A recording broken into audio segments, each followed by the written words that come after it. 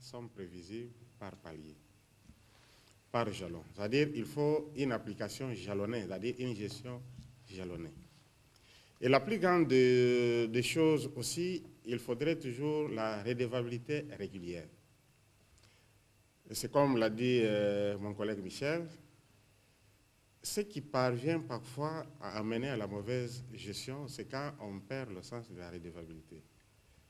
C'est-à-dire, on gère et on sait qu'on ne va rendre compte à personne.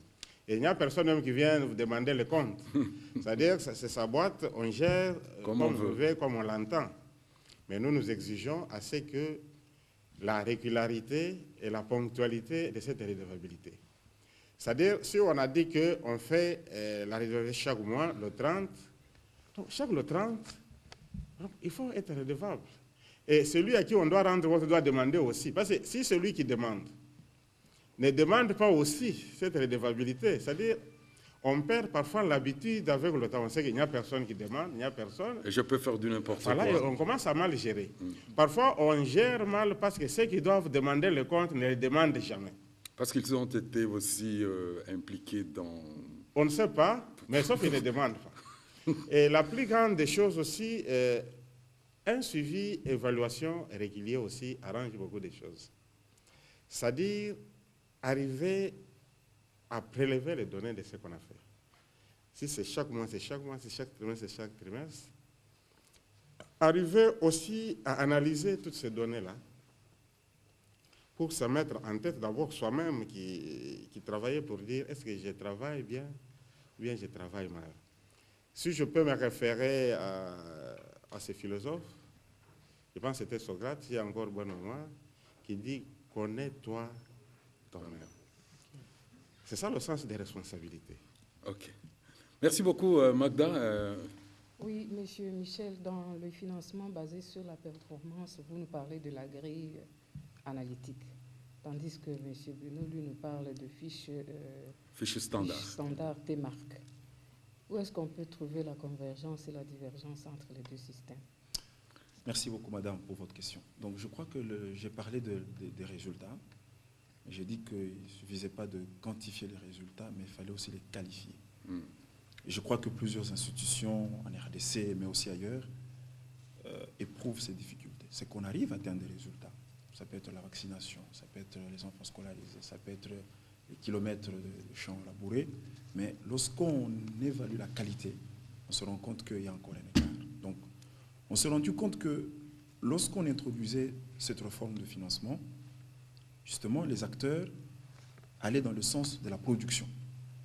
On s'est rendu compte qu'il ne faut pas seulement dire on a produit des services, mais la question c'est de savoir est-ce que ces services sont de qualité. Et donc, au fil des années, avec des expériences de terrain, on a développé des fiches de qualification des résultats. Donc, par exemple, tenir une réunion, on peut justement vérifier si c'était une réunion de qualité. Est-ce qu'il y a eu un PV? Est-ce qu'il y a eu un rapport qui est sorti à temps? Est-ce que ces fiches existent dans... Justement, ces fiches existent et ça permet justement de qualifier les services administratifs, les services de soins, ainsi de suite. Et donc ça, c'est un élément important. Et donc, là-dessus, on a deux démarches. La première démarche, c'est que la qualité peut entraîner un bonus. Ça veut dire qu'on peut justement primer davantage les institutions qui produisent des services de qualité. Okay? En disant, voilà, pour un niveau de qualité, vous avez un bonus de 10%, de 20%. Et ça encourage l'acteur à aller encore plus de l'avant. Mais aussi, on peut, la deuxième démarche, c'est aller dans le sens de la pénalité. Voilà. Vous produisez un résultat. Si la qualification montre que le niveau est bas, vous pouvez perdre justement une récompense. Je crois que les deux démarches s'appliquent selon le contexte. On aura le temps justement d'en parler davantage.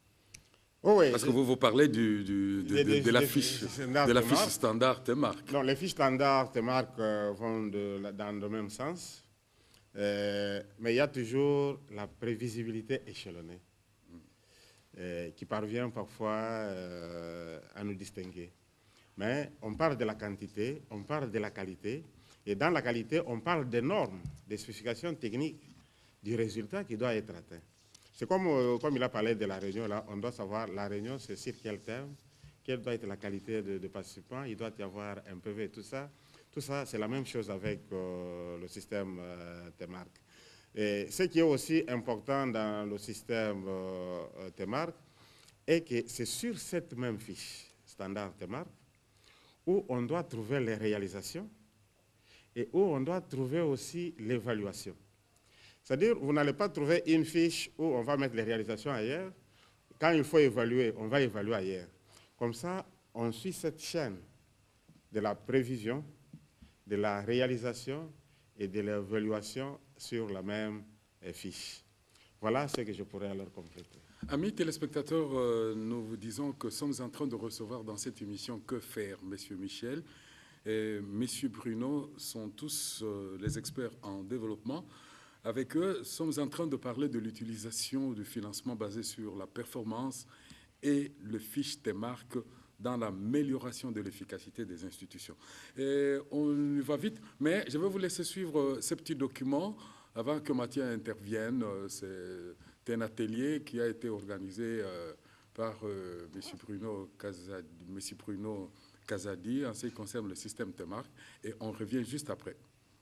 Je me réjouis en ce jour que la République démocratique du Congo, notre pays, à travers la province du Kassai oriental, soit en honneur avec la tenue de cet atelier d'analyse et de validation du système TEMARC en renforcement de la gestion axée sur les résultats gagnés. Pour votre gouverne, le TEMARC constitue une technique de la gestion axée sur les résultats qui met un accent particulier sur la prévisibilité échelonnée des résultats de qualité et des moyens correspondants, la redevabilité régulière et le suivi évaluation par performance périodique, engageant l'amélioration du processus décisionnel pour l'efficacité dans les temps prévus. Pour mieux dire, elle est une technique de planification, programmation, pilotage et suivi évaluation par performance des programmes de développement en République démocratique du Congo.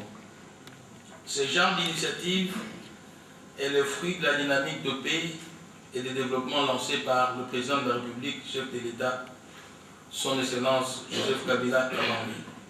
Merci pour cet élément, amis téléspectateurs. Qu'est-ce que vous aviez à dire? Merci de l'honneur. Allez vite parce qu'on n'a plus assez de temps. À M. Michel, quel est l'apport du financement basé sur la performance dans le système de santé et comment améliorer la performance des systèmes de santé en RDC? Parce que vous êtes médecin, comment améliorer ce système de santé? Merci beaucoup, de très bonnes questions. Parce que là, nous vous attaquons directement. Nous reviendrons avec vous dans une émission vraiment bien élaborée en ce qui concerne le système de santé, parce que vous en avez parlé dans vos documents. Merci beaucoup. Merci pour l'attaque. Non, je pense que c'est une très bonne question. Merci. Comme je l'ai dit, aujourd'hui, je crois que tout est OK pour qu'on comprenne qu'on doit faire un effort pour gérer de manière efficace et efficiente. L'efficacité, c'est vraiment atteindre les objectifs, et l'efficience, c'est atteindre les objectifs avec des moyens réduits. Et le financement basé sur la performance dans le secteur de la santé, je crois que vous avez eu à lire plusieurs de mes publications, a visé principalement l'amélioration de l'utilisation des services de santé. On a constaté justement que dans les institutions de santé, on utilisait cette approche, la population accédait plus facilement aux soins de santé de qualité. Parce qu'un élément important, c'est qu'on s'est focalisé sur l'offre de soins, on essayait de mettre les formations sanitaires sous un contrat avec un focus mis sur la redevabilité, et on fixait des cibles à atteindre par rapport aux soins curatifs, aux soins préventifs, aux soins de réadaptation, aux soins promotionnels. Ça, c'est déjà un élément important, et on a vu justement qu'il y avait des différences entre les structures là où on faisait le financement basé sur la performance et là où on n'en faisait pas. La raison est tout à fait claire, c'est que là où il y a la redevabilité, là où on insiste sur les résultats, l'acteur change son comportement et on lui donne aussi l'autonomie pour atteindre cela. Donc ça a été vraiment un élément important et je crois qu'aujourd'hui, nous sommes dans cette perspective de la couverture sanitaire universelle. Si vous lisez le rapport de l'OMS de 2010, le financement de la santé, le chemin vers la couverture sanitaire, on insiste justement sur des approches qui vont nous aider à être plus efficients. Ça, c'est un premier élément. Un deuxième élément, c'est que je crois qu'en dehors des structures de soins, cet outil a été aussi testé dans les administrations sanitaires. Et là, je vais vous donner un outil qu'on utilise de plus en plus dans le cadre de cette stratégie, c'est l'utilisation des cadres de performance. Toutes les structures sont mises sous cadre de performance. Okay, vous avez une division provinciale de la santé, vous avez un bureau provincial de la santé, on met ce bureau sous cadre de performance, on attend de ce bureau 1, 2, 3, 4 éléments, et avant de payer, on évalue ce bureau-là. Comme l'a dit Bruno, le fait d'attendre cette évaluation par l'acteur, justement, ça engendre en lui le sens de pouvoir travailler davantage et d'atteindre les résultats escomptés. Ça, c'est un élément important. Un deuxième élément, c'est que lorsque je suis un acteur, je vois que j'ai atteint un niveau très bas des résultats et que l'autre atteint un niveau très élevé, la question me revient en se disant, qu'est-ce que je peux aussi faire pour améliorer demain? Je crois que dans le secteur de la santé, les expériences sont légion où justement on montre que ce changement de paradigme pousse davantage les structures à offrir des soins parce que l'acteur sait que je suis payé au prorata de la productivité et pas n'importe quelle productivité, mais une productivité de qualité. Ok, merci beaucoup. Mathieu, je m'excuse parce que nous n'avons pas assez de minutes. Les institutions, l'efficacité des institutions, c'est Newton. Je vais beaucoup plus m'adresser à vous deux parce que nous remarquons que chacun de vous, vous tenez toujours à l'amélioration des institutions. Ce qui n'est pas chose facile en République démocratique du Congo. Est-ce que vous êtes accepté? Comment envisagez-vous cette mise en œuvre de vos deux systèmes et son application dans notre pays? Et être accepté, c'est ça le problème. Le premier élément, c'est qu'il faut le savoir. Toutes les réformes ne sont pas faciles. Je vous donne les réformes de l'administration publique en RDC. Vous voyez que ce n'est pas facile parce que tout changement entraîne des résistances. Ça, il faut le savoir. Et que ce soit les fiches de marque, que ce soit les financements basés sur la performance, ce sont des réformes. Et il faut s'attendre à ce qu'il y ait des gens qui ne comprennent pas tout de suite. D'où la raison de commencer d'abord par sensibiliser. Okay? Et ces émissions, justement, on les inscrit dans cette perspective. Il faut sensibiliser les décideurs, il faut sensibiliser les leaders d'opinion pour que les gens comprennent quelle est la valeur ajoutée de ces réformes. Parce qu'in fine, c'est la population qui en bénéficie. Ça, c'est le premier élément. Le deuxième élément, c'est que c'est très intéressant de voir que ces deux outils touchent directement la gouvernance. Et moi, je suis de ceux-là qui pensent que la gouvernance, c'est un pilier très important d'un système. Quand vous regardez le système de santé, la gouvernance est déjà un pilier principal. Vous allez voir que tous les éléments de la gouvernance sont actionnés par les deux outils. L'efficacité, l'efficience, la transparence, la primauté des droits, la réceptivité et même la prospective. Vous oubliez la durée. Non, justement, je parle de la gouvernance, okay? D'abord comme pilier d'un système. Alors, quand vous mettez en œuvre l'approche, justement, c'est dans un cadre programmatique. Vous devez justement faire un programme qui commence par une analyse de la situation, quelles sont les faiblesses qu'on a au niveau de l'institution, et le terrain nous apprend que lorsque vous commencez à mettre en œuvre ces outils, il faut davantage aller avec une approche inclusive.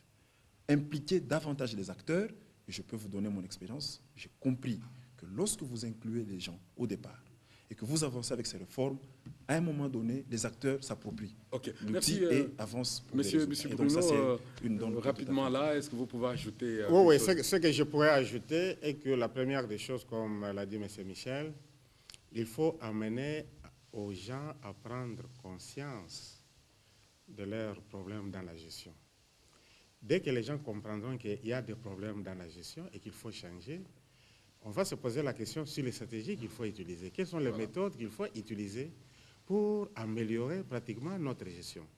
Et c'est ça la responsabilité de l'État. Parce que quand nous parlons de la bonne gouvernance et tout, c'est-à-dire tout ça c'est couronné par l'État. C'est l'État qui doit amener sa population à la bonne gouvernance. Et la bonne gouvernance doit commencer par l'administration publique, qui doit être le modèle de la société. Dès que les autorités peuvent arriver à intérioriser, à comprendre le bien fondé de ces deux systèmes ici en RDC, je pense que tout va changer. Tout va changer, M. Bruno Kazadi, M. Michel Mouvoudi, c'est ça? M. Michel Mouvoudi. M. Michel Mouvoudi. Notre mission est intitulée « Que faire ?» Que faire pour que les deux systèmes, le financement basé sur la performance et le système TEMARC, puissent vraiment contribuer au développement de la RDC. Ça sera votre dernier mot parce que nous sommes arrivés à la fin de cette émission. Monsieur Bruno, et oui, puis on termine oui, avec... pour moi, le dernier mot, c'est de demander seulement à tous les partenaires au développement de la République démocratique du Congo, en commençant par le gouvernement central, les gouvernements provinciaux, les partenaires internationaux, la société civile et tout le monde, les privés, de s'approprier de ces deux outils pour améliorer la gestion de notre pays, la gestion de nos ressources au niveau du pays. Parce que nous sommes un pays riche, comme on le dit, mais qui reste un pays de paradoxes. Mais le paradoxe, ce qui amène des paradoxes, c'est le mode de gestion des ressources. Si on renforce la redevabilité, on renforce le suivi et évaluation, et on renforce aussi le système de sanctions, j'estime que la gestion dans beaucoup de choses pourrait se relever et nous pouvons booster notre développement. Monsieur Michel. Je crois que moi j'insisterai sur la capitalisation d'abord. Je crois que la RDC a fourni beaucoup d'expérience avec le financement basé sur la performance. Et je crois que si nous capitalisons toutes ces expériences, toutes ces leçons, nous pouvons justement appliquer cet outil.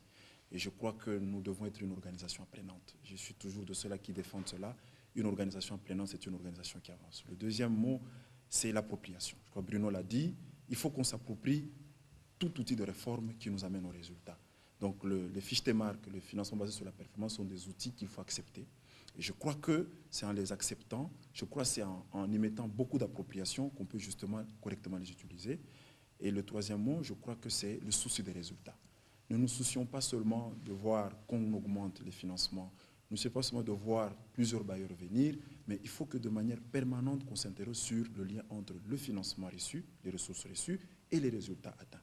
Lorsque nous commençons à nous poser continuellement cette question, je crois que nous avons changé de paradigme. Merci beaucoup, Monsieur Michel. Merci, Monsieur Bruno, pour avoir accepté notre invitation. Amis téléspectateurs, nous vous disons que la prochaine émission Que faire sera produite